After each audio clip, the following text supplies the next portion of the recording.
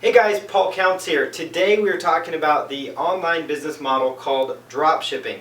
So dropshipping is a business model where you're selling physical products, so physical goods, things like, it could be pet products, it could be chairs, it could be office furniture, it could be kitchen gadgets, whatever the case is, that is what dropshipping is. So it's where you're selling products for a profit online with your own store. Now you've probably shopped at many retailers online that actually are doing drop shipping and probably didn't even realize it. And one of the coolest things is that not everybody online shops at Amazon. Even though Amazon is a great big giant website, not everybody likes to shop there, not everybody actually shops there. And oftentimes people can find better deals or they just like to shop at other places. So there's a really great opportunity here to actually run an entire home-based business from your home, from your laptop, from wherever you want to be, from your hotel room. You can run it all from a laptop and oftentimes from your mobile phone as well. That's the beauty of the dropshipping business model. That's what we're talking about today. So just in a nutshell, here's what dropshipping is. So dropshipping is basically, this is how you spell it, so drop shipping.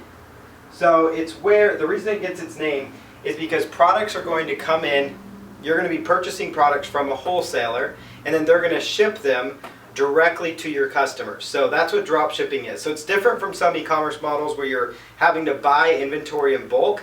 Now there's a couple positives and negatives of drop shipping. Probably one of the biggest negatives is that your margins on your products are not going to be the best.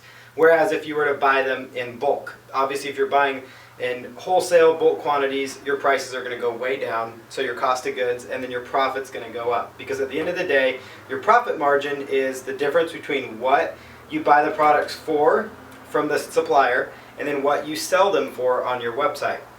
So as long as you have profit margin, you're going to come out ahead.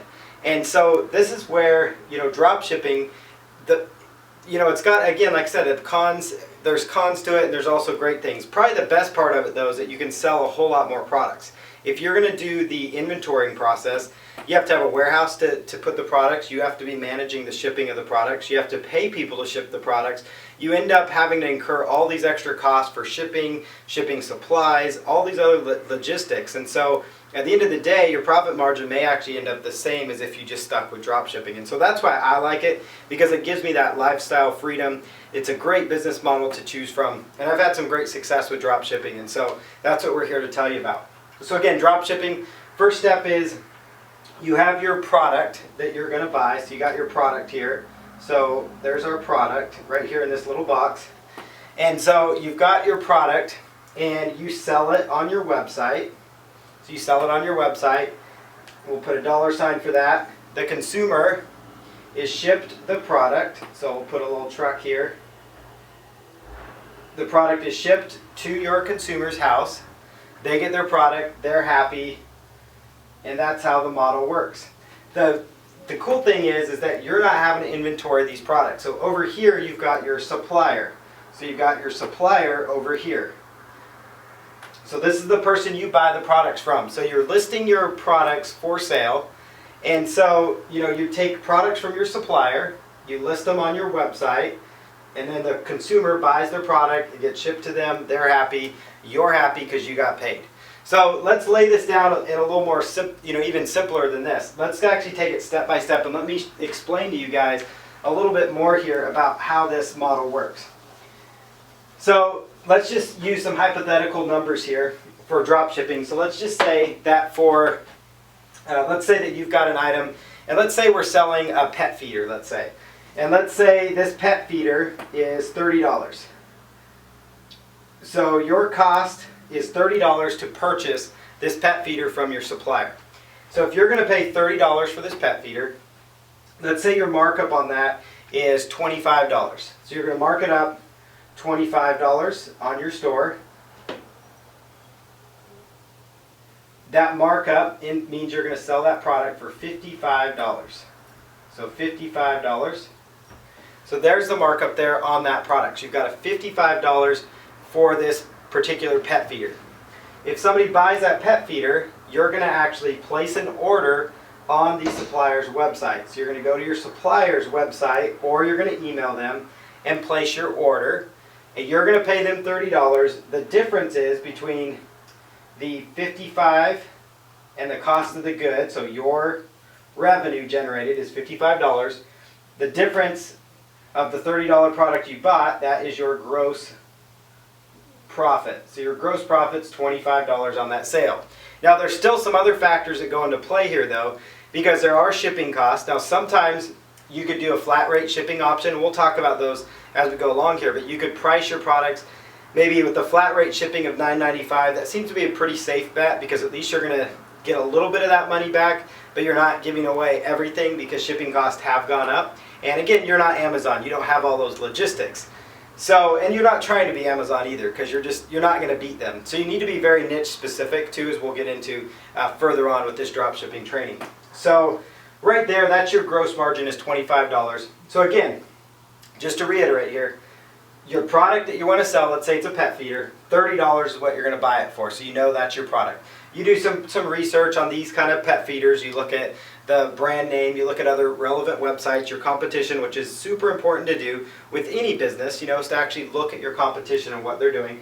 And then you're going to go in and say, okay, I think I can sell it for $55. So then you have a $25 markup. You go to the supplier, you buy it from them, your difference is $25. Now, the other factors to consider though, your processing fees, so your credit card processing fees, which are usually about 2.5%, and we'll talk about those later on here. So you got your processing fees and then shipping. So let's say shipping is 2.5% of that, so 10% would be $5.50 off of that, and then so it'd be about $1.70 or so for processing fees. So let's say it's about $1.75, $1.75, and that means your credit card processor. So that's what that's going to be. And then your shipping cost, let's say it costs $10 to ship this product. So let's just keep it easy, $10 for shipping. Okay. So then you factor that in, that's $11.75 off your $25. And so then your actual gross profit on that product, or net profit, excuse me, is going to end up being about $14 or so in that range. So you're looking at $14 every time this pet feeder sells. Now you might be saying, why should I choose, this particular business model as opposed to some other ones where, like info products where you can actually sell and make a higher profit margin. And really the reason behind that is bulk quantity, right? And also the fact that some people view physical products in a different light as info products. I love info products. I think they're phenomenal. In fact, that's what I'm doing right now is an info product. And it's a business model that I'll continue to do because it is very high profitable. But there's a whole lot more, lot of interest in pet products as well. So I can actually target, people that have pets. And again, most of the time people aren't just going to buy one product. They might buy multiple products. And so at that point, your margins are going to keep going up. You're going to make more money per transaction. But this is just a rough overview. So again, just to kind of put it back in perspective again, you find a supplier online. We'll talk about how to find a supplier. You find your suppliers. Then you go out, you do your markup. Then once you're out there and you place your order, people go on your website and purchase, you go out and you say, okay, that's my difference, which is my gross profit. You factor in your credit card processing fees, so PayPal, your credit card merchant account, and then your shipping charges, and then that leaves you with your profit. So every time this particular pet feeder sells, I'm making $15. You do not have to inventory any of these products. You're actually uploading them onto your e-commerce store. So it's a really cool system. We're going to talk about several of these methods. We're going to talk about, how to find a niche, how to identify the niche market, where to actually get your inventory. Once we touch on that, we'll go over who to process your payments from and what platform should you use to host your store. And then we'll go into a couple of quick traffic methods. So we got a lot of cool stuff ahead when it comes to drop shipping, and I'll see you guys in the next video. Hey guys, and we're back. In this video, we're going to be talking about what products to actually sell within your e-commerce store. So we're going to talk about identifying that niche market. Now we talked about earlier pet feeder. I can tell you right now, pet products are a very popular item that many people want to buy online. So we're talking the collars, the leashes, the training devices, the pet feeders. There's a lot of cool electronic gadgets coming out. One thing I want to encourage you though when it comes to choosing your niche is I want you to be very niche specific. One of the biggest mistakes I've made with e-commerce is I went in and I thought, I'm going to compete with Petco, right? So I put in all my effort into ranking for the phrase pet supplies, which actually generated a lot of traffic. We actually ended up getting a first page ranking for a little while, but we found that even with all this new traffic, people weren't really buying. But when you go back to really a core focus, like one of my e-commerce sites was focused on technology, pet technology, so it's pet tech products. And we're very specific. We only focus on dogs and cats primarily. We didn't have all the other feeders out there like birds and ferrets. We didn't get into all those. We were very, very specific, and that made such a big difference. And so I would encourage you, if you are going to go in a niche like pets or the survival space, whatever space you go into, that you're very niche specific to that. So like if you want to go in and say, well, I want to sell office supplies. Well, that's great, but that is, not very specific. But if you say, I want to do drop shipping for office chairs or lighting in an office or another kind of thing, seating or some other category within the office space, then I would encourage that. So, that's also, what I want to just encourage you guys is be very niche specific. So look at things that interest you for one. So the first part is look at things that interest you when it comes to your niche. So I'm going to write up here niche, and then number one is, oops, all right, let's redo that one there. So number one, interest. So what interests you? What kind of products do you purchase right now on the internet? What kind of products interest you when you go out to the store? Look at those types of things to determine, if it's something you want to sell. Another thing is look at, what's popular in the media. So popular. So what's popular out there? You've got, commercials that are playing. You've got celebrities, wearing certain kinds of makeup. You've got all kinds of fad diets. You've got different, like the survival niche is very, very big right now. It's a big, a lot of things. There's preppers. There's a whole TV show about it. So look at what's popular in the media to get some additional ideas. Also look at Amazon bestsellers. That's another way. So use Amazon. Again, we're not saying that you're going to be the next Amazon. We're just saying leverage them to see what is popular out there. Bestsellers would be another way. So Amazon bestsellers. Another really good idea, number 4, is the yellow pages. So yellow pages or Yelp is another good spot.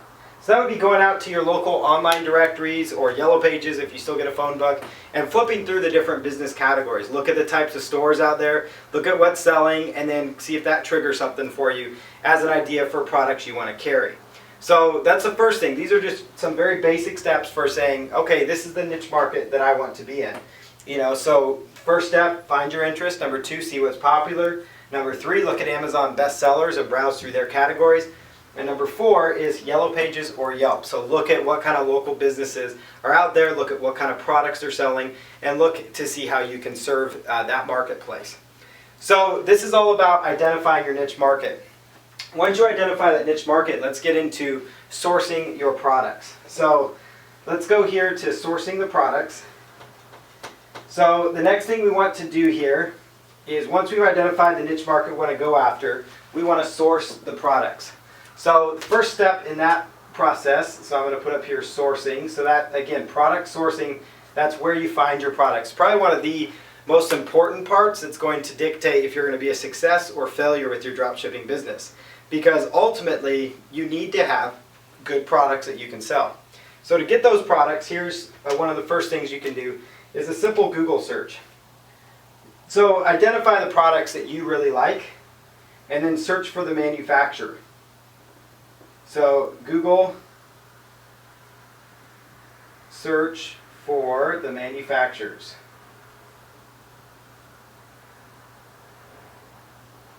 So Google search the manufacturers. So let's say, for example, a popular pet product that I was selling a lot of back in the day was a pet feeder called the Ergo pet feeder. And I saw that advertised on many of the popular pet websites as well. The niche pet sites, actually Amazon as well. So I knew it was a popular product that people really liked. So I did a search online for Ergo, which was the name of the pet feeder at that time. And I found their company name and I was able to call them and say, do you guys do drop shipping? And turns out they did.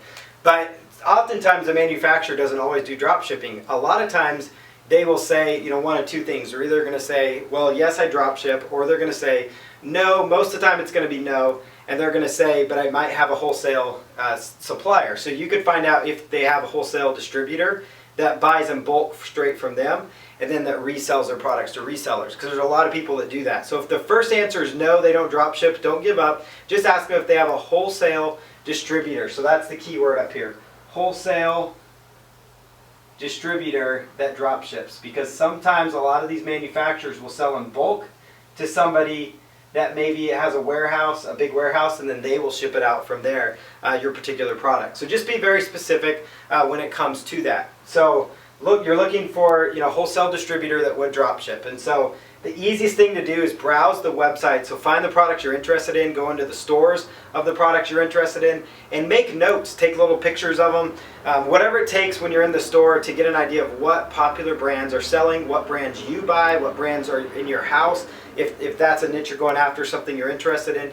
But just look for the brand names that are selling and selling a lot of. So once you identify that niche, browse on Amazon, browse on other websites in your niche market, and see the brand names. Most of the time they use the brand names because that's a smart thing to do when it comes to SEO, because people identify with brands.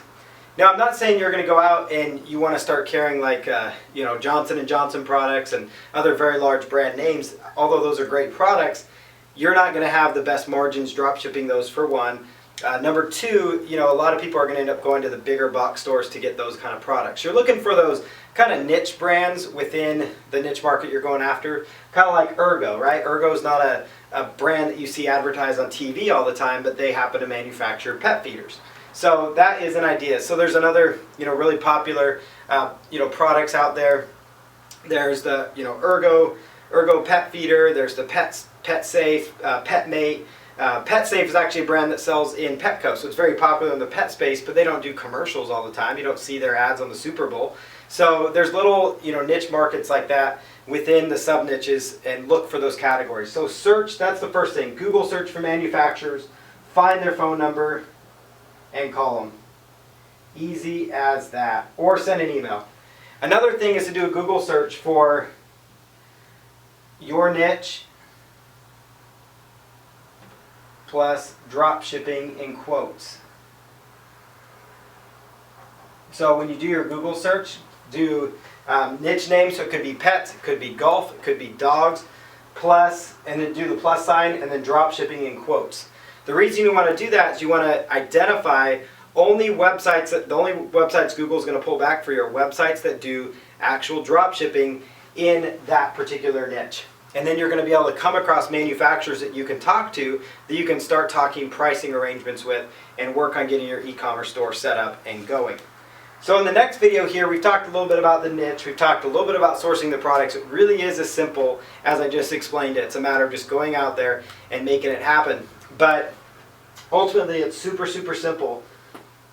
In the next video, we'll talk about what particular things you need to have in order for your business in order to get a reseller's permit, so you can start talking to the manufacturers and set up the accounts. After that, we'll go into what platform to set your store up on, how to upload your products, and then we'll go from there into how to get a little bit of traffic going to your new dropshipping website. And it's really as simple as that. It's not a complicated matter, it's just a matter of doing something and taking action on it. And it really is a simple business model.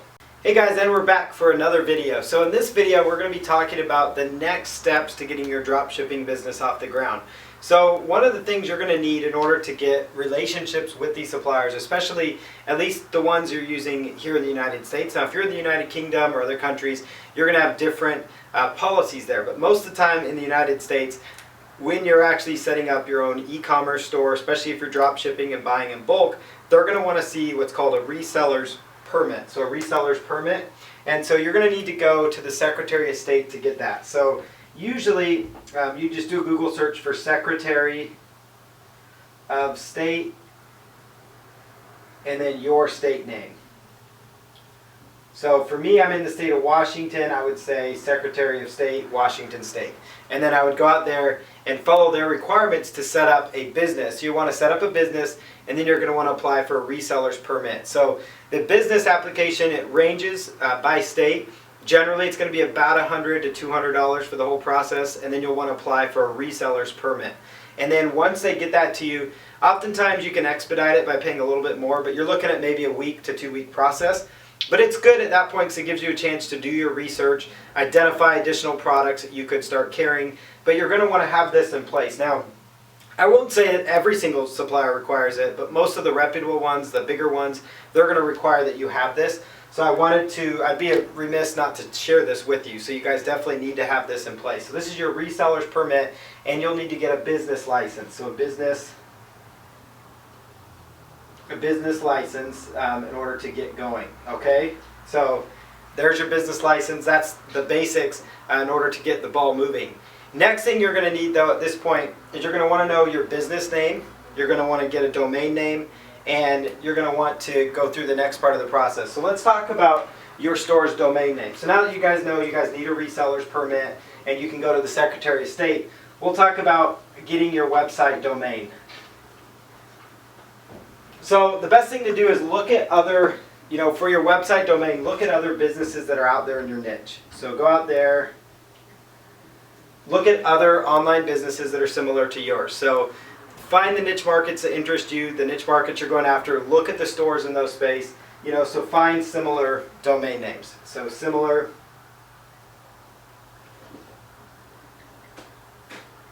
URLs. Then the second thing you're going to want to do, look at how they're branding themselves. Look at, GoDaddy and just type in your niche phrase. So if you go to GoDaddy.com, it's a popular place to get your domains.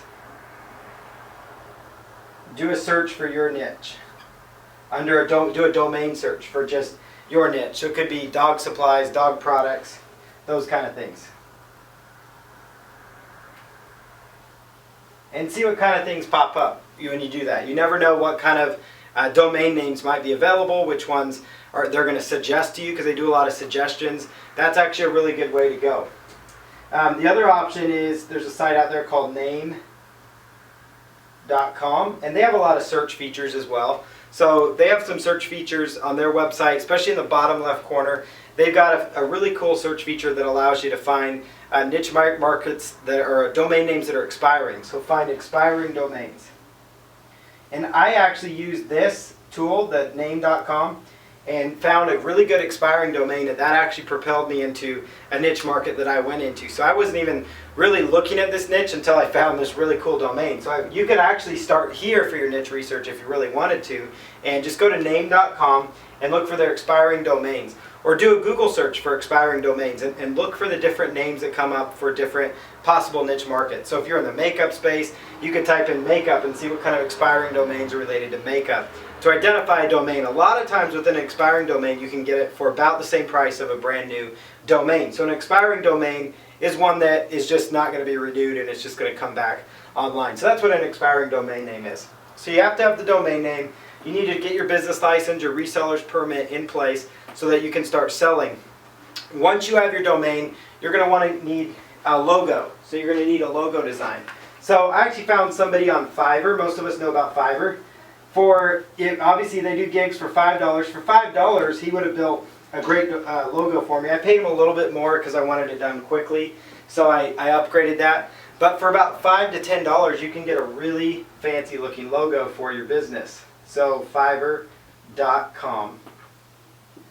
So for, it's going to cost you about $5, but just do a simple search on Fiverr for logo design.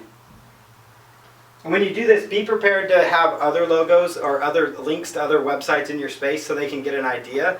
Or maybe you already have an idea of what color scheme you want to go with. Look at the color scheme within your niche market. You don't want to duplicate the big players in your niche. Obviously, you don't want to say, I want my logo to look like theirs. But if you give them a rough idea, they can see other, other websites within that space. And I feel a professional logo actually goes a long way. You could launch without one. It's completely possible. But I actually had one design. I used to be a believer that, just get it out there. And I still feel that way because ultimately you don't make anything unless you have buy now buttons online.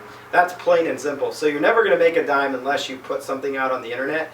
But what I found is that when you design a logo, it takes very minimal time to go to Fiverr, type in logos, and find somebody for $5 to $10 to do a logo. It really sets you apart and it looks really, really nice.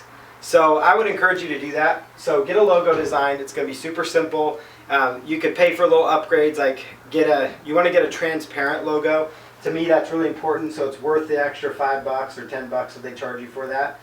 Because that way you can use that design on just about anything. So transparent logo is what you want to look for. So again, at this point, you got your reseller's permit, business license, domain, and now you've got your logo design going. And I feel a logo is really important. So in the next video, let's talk about who you're going to host your store with, and then how to get your merchant account so you can actually accept payments. Then we'll go into how to actually add, the process for getting products on your site so it's search engine friendly, and then how to launch your store to the web. So we're just about there to getting you going with your first e-commerce business. It really is as simple as I'm making it sound. It's all about just doing it and taking action.